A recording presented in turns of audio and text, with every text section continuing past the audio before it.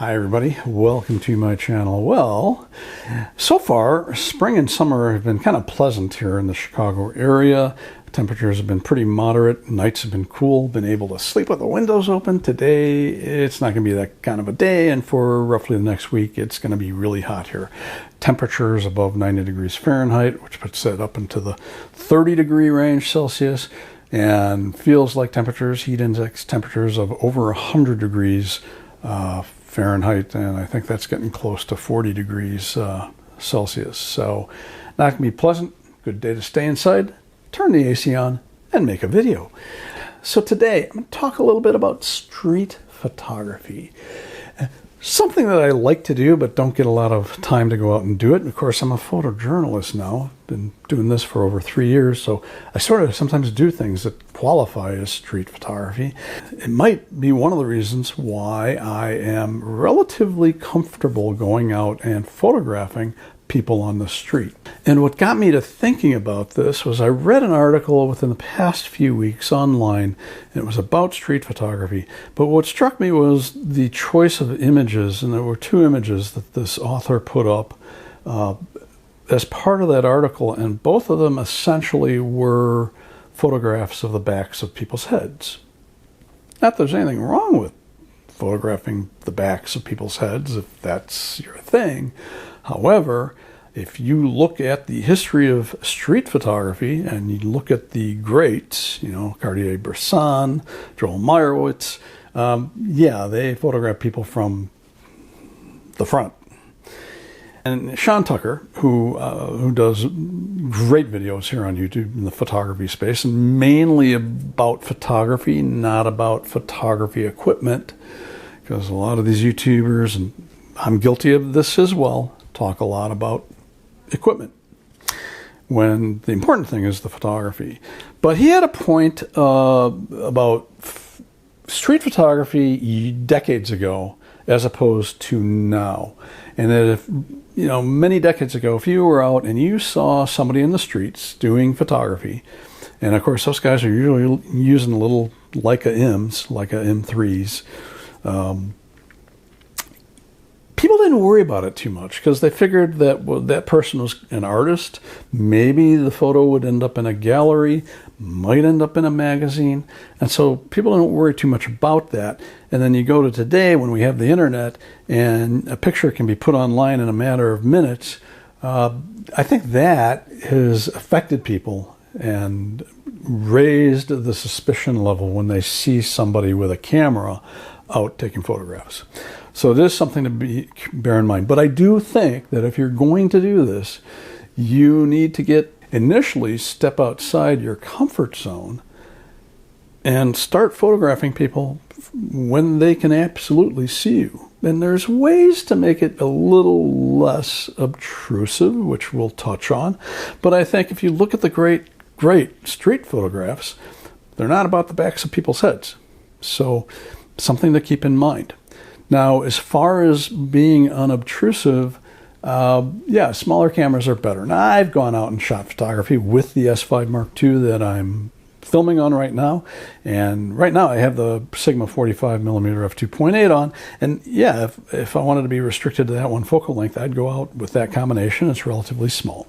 But I find a camera smaller than that is preferable. And that's why I tend to take out this aging Lumix GX9 and do street photography with it rather than a larger SLR style body.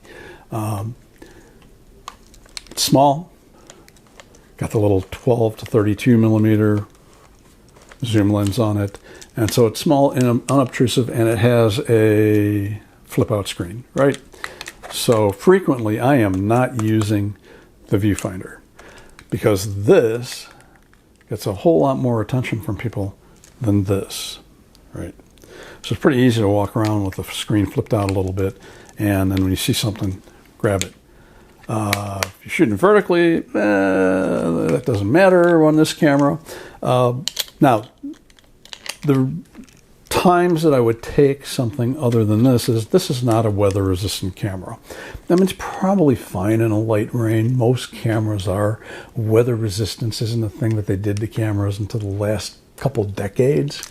But if the weather gets inclement, I'm probably going to take out my G9 Mark II and the Leica 12-60, both splash-proof, fairly weather-resistant, so it shouldn't be a problem.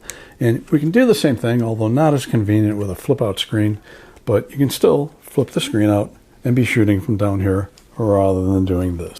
So as far as equipment is concerned, you can choose equipment that's going to make you less visible. And I see a lot of people on YouTube going out to do street photography with big mirrorless cameras, SLR style mirrorless cameras. And that's fine. And most of those cameras do have flip out screens, so you can do the same thing. But I think smaller is better. The other thing, if you're in a major city, major metropolitan area, like here I am right outside Chicago. If you go into the busy areas of a city, Chicago, the Chicago Loop, the Magnificent Mile of Michigan Avenue, the Riverwalk of Chicago, people in those areas tend not to be paying a whole lot of attention to what's going on around them, which can be a bad thing, obviously, because, if somebody's up to something, you want to know about it. So it's fairly easy to be taking photographs, and lots of other people are doing it. Either they have a camera or they have a phone, and they're out taking photographs too, because these areas can also be kind of tourist areas.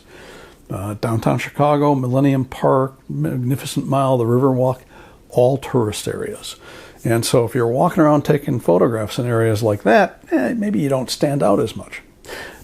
I think it's a good idea to maybe move out from those areas. Chicago is a city of neighborhoods, so there's plenty of other places where you can do street photography that doesn't look like everybody else's, because lots of people don't go to those areas. So that helps, being in an area where people aren't paying a whole lot of attention to you. And the other thing that you can do is smile. Don't look serious. Have a smile on your face. Look like you're having fun. And chances are, at some point, somebody's going to say something. Somebody's going to challenge you, and you just be upfront. Don't beat around the bush. Hey, I'm a photographer, and I do street photography, and I have a website. Good idea to have a website, or like SmugMug or that type of a site. And I just post them there. Sometimes I sell them as prints, whatever. Just be upfront. If they press the issue, just say, fine, I'll delete it. Not a big deal. It's easy enough to do that now. If you're shooting film, can't delete it. Recently, I had a chance to go out and do street photography with the GX9. Because Beth had a business happy hour in the River North area of Chicago. So that's the area north of the river downtown. And I decided to go with her. We rode Metro down there, didn't drive. Metro's easy. Get downtown in about 15 minutes. And I, walked over to the place she was going to be at for this happy hour. And then I walked around River North area and the Riverwalk using my GX9 and the 12 to 32 millimeter lens. I had the 45 to 150 telephoto zoom with me and the 20 millimeter f1.7 just in my bag just in case. Ended up not using those at all and went around and took photographs. And only one time did somebody actually notice me, and it's sort of like not a big deal. Actually, I kind of like the photograph. Here it is.